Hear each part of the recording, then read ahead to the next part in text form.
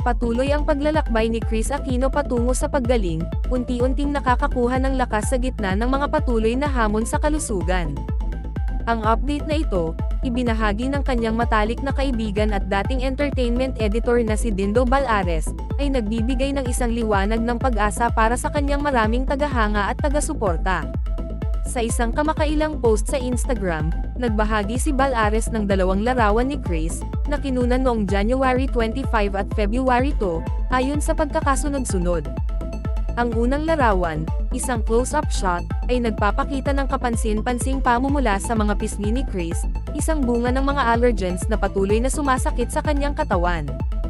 Gayunpaman, sa ikalawang larawan, na kinunan isang linggo pagkatapos, si Kris ay kapansin-pansing mas maliwanag at mas nagliliwanag, at ang pamumula sa kanyang mga pisngi ay kapansin-pansing nabawasan.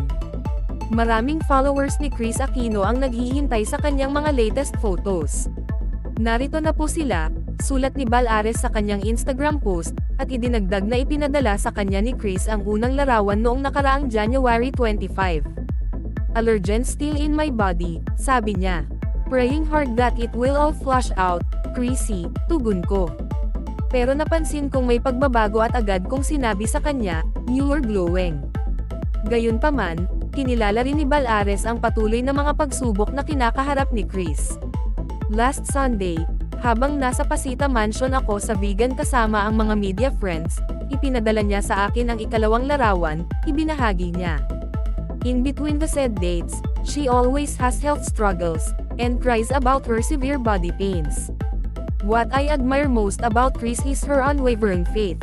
Sa isa pang Instagram story, detalyadong inilarawan ni Balares ang isang nakakatakot na pangyayari kung saan si Kris, nakakaranas ng biglaang panghihina sa kanyang kaliwang tuhod, ay natisod at tumama sa isang pader na gawa sa marmol, nasaktan ang kanyang siko at tuhod.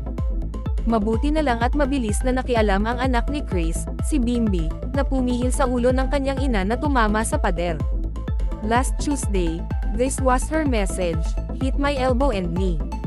My left knee suddenly got weak so I hit the marble wall. Praise God when I shouted Bim, he jumped from the bed and surpassed action stars because in less than 5 seconds from when I shouted he was there to prevent my head from slamming into the marble wall. Bim is my hero. Kris added, "Imi blood test results are bad.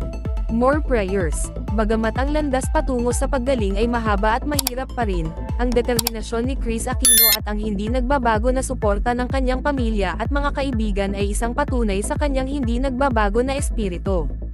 Ang kanyang paglalakbay ay nagsisilbing isang paalala sa kapangyarihan ng pananampalataya, ang lakas ng pamilya, at ang pagiging matatag ng espiritu ng tao sa gitna ng kahirapan.